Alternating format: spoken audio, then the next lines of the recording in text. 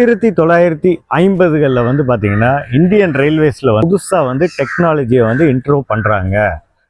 என்ன டெக்னாலஜியாக இருக்கும் அந்த காலகட்டங்களில் வந்து என்ன டெக்னாலஜி இருக்கும் அப்படின்னு பார்த்தீங்கன்னா, உங்களுக்கு நீராவியால் ஓடக்கூடிய நிறைய லோக்கோஸை வந்து ஃபஸ்ட்டு டைமாக வந்து டீசலை வச்சு யூஸ் பண்ணலாம் அப்படின்னு சொல்லி அந்த இன்வென்ஷன் தான் வந்து ஒரு புரட்சியை வந்து இந்த இந்தியன் ரயில்வேஸில் வந்து ஃபஸ்ட்டு கொண்டு வர்றாங்க.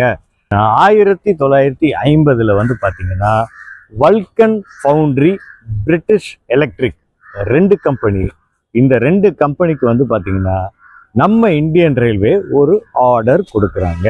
என்ன ஆர்டர் அப்படின்னா 7 டீசல் லோக்கோ வேணும் அப்படின்னு சொல்லி ஆர்டர் போகுது.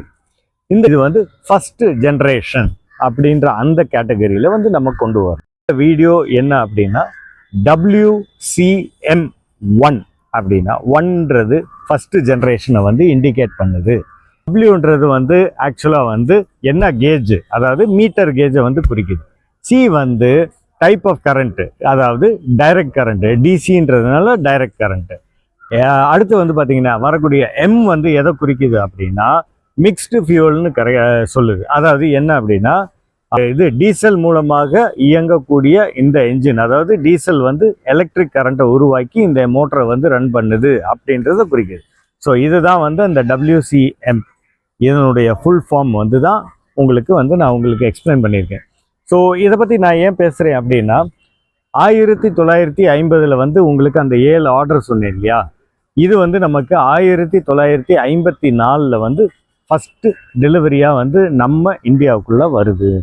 இந்த டீசல் மோட்டர் தான் இந்தியன் ரயில்வேஸுடைய பயோனியர்னே சொல்லலாம். அந்த அளவுக்கு வந்து பார்த்திங்கன்னா லாங்கஸ்ட், அதாவது ஸ்டீம் என்ஜினுக்கு அடுத்தாப்புல அதிகமாக ஓடினது வந்து பார்த்திங்கன்னா இந்த வகையான என்ஜின் தான். இந்த என்ஜின் வந்து எது வரைக்கும் ஓடிச்சுன்னா 1954லேருந்து 1999 வரைக்கும் ரன்னிங்கில் இருந்துச்சு.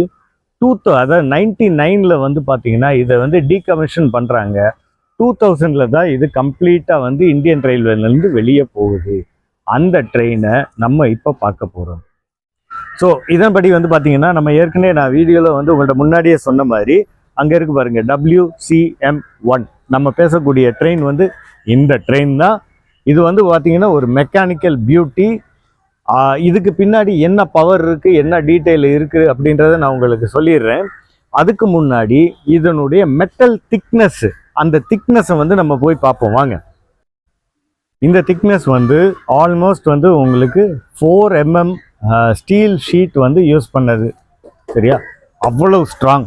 அப்போ இந்த பீரியடில், அதாவது 1954 வந்து பார்த்தீங்கன்னா இந்த ட்ரெயின் வந்து என்ன ஸ்பீடில் ட்ராவல் பண்ணியிருக்கும் அப்படின்னா இந்த ட்ரெயினுடைய மேக்ஸிமம் பவர் வந்து 120 km/h. நம்ப முடியுதா உங்களுக்கு? அதனால தான் வந்து இந்த ட்ரெயின் வந்து 54லேருந்து 99 வரைக்கும் சர்வீஸுக்கு இருந்ததுக்கு மெயின் பார்த்தீங்கன்னா அந்த காலகட்டங்களில் 2 முக்கியமான ட்ரெயினுக்கு ஓடிச்சு. ஒன்று வந்து பார்த்தீங்கன்னா டெக்கன் குவீன், இன்னொன்று வந்து பார்த்தீங்கன்னா இந்திரயாணி எக்ஸ்பிரஸ்.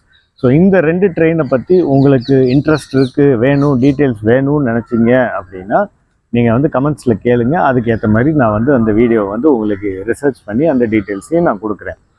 ஸோ நான் சொன்ன மாதிரி இதுதான் வந்து உங்களுக்கு அந்த காலகட்டத்துடைய ஒரு பெரிய கிங் மாதிரி ஓடக்கூடிய ட்ரெயினாக இருந்துச்சு.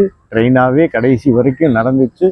அதுக்கப்புறம் வந்து பார்த்திங்கன்னா நான் உங்கள்கிட்ட சொன்ன மாதிரி ஏற்கனவே அந்த 90s பீரியடில் வந்து நடந்த சில விஷயங்கள்னால இந்த ட்ரெயினை ஃபைனலாக வந்து டீகமிஷன் பண்ணிட்டாங்க.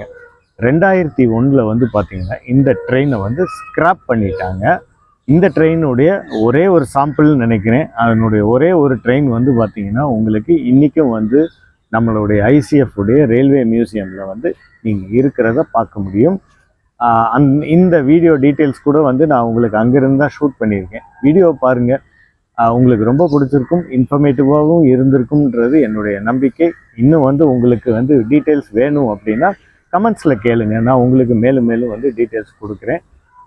So this is Jude signing out from the Blue Ocean Traveler.